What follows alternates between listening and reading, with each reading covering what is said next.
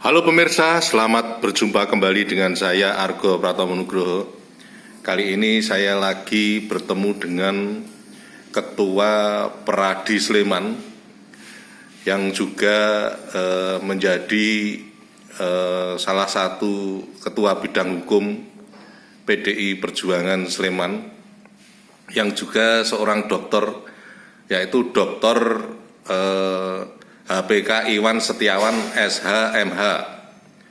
Kali ini saya ingin bertanya tentang eksistensi Sultan Ground yang ada di Yogyakarta.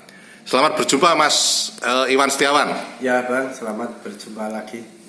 Mas Iwan. Hari Senin. Oh ya, Mas Iwan, ini saya tertarik dengan untuk diskusi dengan Anda yang berkaitan dengan Sultan Ground, karena di Jogja ini nampaknya yang namanya Sultan Ground ini terus dinamis ini.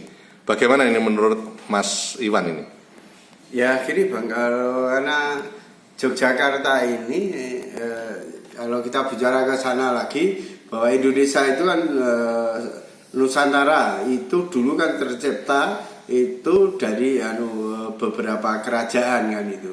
Nah, beberapa kerajaan itu bersatu akhirnya menjadi Nusantara menjadi negara Republik Indonesia kan itu. Ya. Nah, dari sekarang itu banyak kerajaan-kerajaan itu hanya tinggal namanya saja untuk menjaga adat budaya. Tapi berbeda dengan yang ada di Yogyakarta ini, bahwa kerajaan keraton itu masih tetap ada, berjalan seiring dengan adanya negara Republik Indonesia. Itu karena itu didasarkan pada maklumat Sultan ke-9 yang mengatakan negeri Ngayogyakarta bergabung dengan negara Republik Indonesia. Walaupun administrasinya dilakukan sendiri oleh negeri Ngayogyakarta atau yang keraton Yogyakarta ini ya gitu.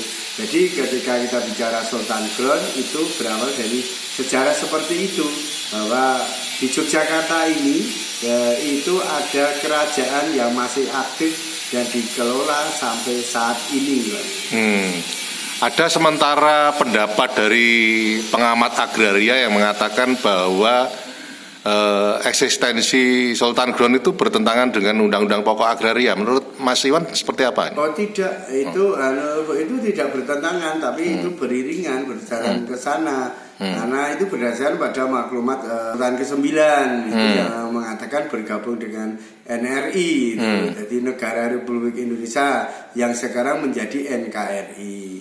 Nah, tapi di sana itu di poin ketiga itu kalau tidak salah isinya bahwa pemerintahan ini dijalankan sendiri. Itu walaupun kita mengacu pada negara Kesatuan Republik Indonesia, jadi tidak bertentangan. Nah, begitu juga sampai sekarang praktek-praktek yang ada di lapangan yang kita, terutama saya ini sebagai avokat, yang sering kita lakukan ketika ada warga atau rakyat itu yang mengajukan SHM dengan tanah Sultan Ground itu harus seizin dari Panitikesmo. Kalau Panitikesmo merekomendasikan itu bisa dirubah ke SHM atas nama seseorang, BPN baru mau mengkonversi untuk menjadi SHM.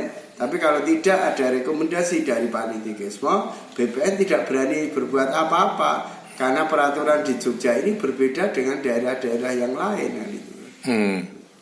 Artinya termasuk kemarin sempat saya tayangkan juga yang berkaitan dengan peraturan pemerintah yang berkaitan dengan tanah yang ditandatangani oleh Pak Jokowi, itu memang kecuali Jogja untuk yang berkaitan dengan tanah itu memang banyak tidak setujui oleh para pengamat, tapi itu faktanya seperti itu. Berarti memang tidak bertentangan dengan Undang-Undang Pokok Agraria ya?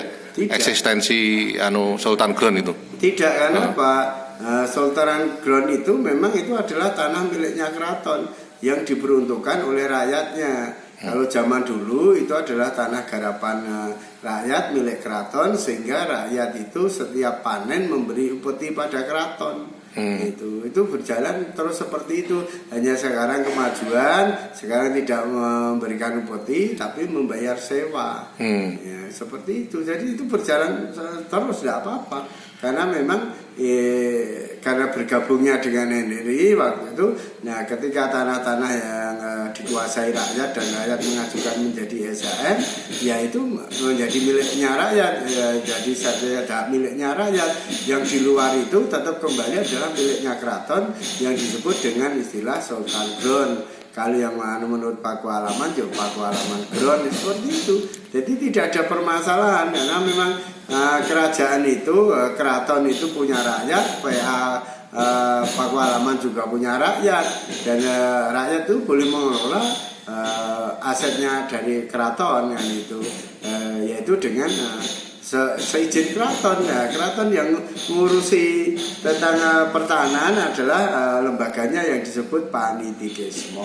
Artinya praktek-praktek selama ini menurut Mas Iwan itu sudah benar ya itu ya? Iya. Kalau itu tidak benar, BPN tidak berani mengeluarkan sertifikat hak milik. Juga tidak mungkin toh Presiden Jokowi menaikkan seperti itu. Ya, karena itu beraspek hukum yang sangat luas. Nah, semua itu ditekan seperti itu untuk kepastian hukum. Jadi biar rakyat pun jelas pasti, tidak diombang-ambingkan dengan isu-isu yang tidak bertanggung jawab seperti ini, Bang. Gitu ya. Terakhir Mas Iwan, karena kan sekarang ini masih terus berlangsung ya, artinya ada sebagian masyarakat yang juga memprotes proses yang kaitannya dengan Sultan Ground itu, artinya selama ini menurut Mas Iwan sudah on the track gitu ya? Iya, kalau aturan itu udah itu. Kalau soal protes itu biasa lah. Orang sekarang itu kan kita memasuki kemarin itu era reformasi, era kebebasan, keterbukaan. Tapi mereka kadang kurang paham apa yang dimaksud itu dengan undang-undang itu, dengan peraturan itu, sehingga ketika mereka tidak paham terjadilah multitafsir. Nah, dengan multitafsir, itu dipengaruhi oleh lingkungan, lihat TV ada orang demo, ada ini menyampaikan pendapat dengan teriak-teriak. Nah, mereka melakukan itu. Nah, sehingga muncullah banyak yang pendemo. Tapi kalau mereka memahami makna filosofi dari aturan-aturan yang ada, mereka dengan sendirinya akan mundur karena memang sudah kenyataan seperti itu. Tidak jauh berbeda ketika Sultan dikatakan goblok itu, ketika Sultan tidak membolehkan tanah Sultan Ground untuk jalan tol, tapi Sultan membolehkan kalau itu disewa. Itu banyak yang mencopot Sultan. Ya, padahal Sultan itu ada membuat kebijakan untuk anak cucu. Karena apa? Sebagai gambaran, kalau itu boleh dibeli diatasnamakan oleh pihak ketiga, ya kalau pihak ketiga itu menjalankan jalan tol terus, kalau tidak karena sudah menjadi miliknya pihak ketiga, mereka bisa menggunakan lahan itu seenaknya sendiri. Bisa dibuat perumahan, bisa dibuat pabrik, lebih parah lagi bisa untuk pabrik narkoba. Karena itu haknya kok kan. Seperti itu jauhnya. Nah, Sultan itu memandang ke sana, maka Sultan tidak mau. Kalau mau pakai sewa silakan. Haknya tetap miliknya keraton. Jadi ketika itu disalahgunakan, Sultan bisa menegur. Dan itu tidak jauh saya ini TKD yang menyeret itu lurah itu kan miliknya keraton TKD itu. Begitu disalahgunakan, keraton boleh nyemprit. Tapi kalau itu sudah dipindah tangankan, ya keraton gigit jari, tidak bisa. Akhirnya rakyat sendiri nanti yang sengsara. Itu. Tapi rakyat-rakyat yang bodoh ini dipengaruhi oleh oknum-oknum tidak bertanggung jawab sehingga malah menyalahkan yang benar. Inilah problem di masyarakat kita, Bang. TKD tanah kas desa ya? Iya.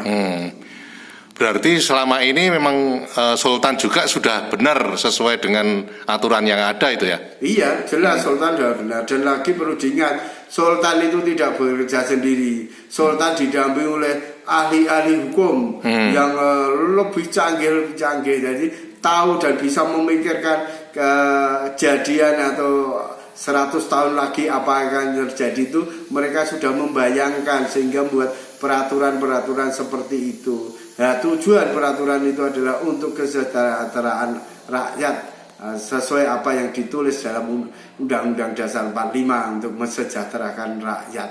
Oke, terima kasih Mas Iwan. Ya Bang, sama-sama. Lain kali saya nanti akan datang lagi. Oh siap. Oke, terima kasih. Nah pemirsa, akhirnya saya Argo Pratomo Nugroho, terima kasih atas perhatian Anda. Sampai jumpa.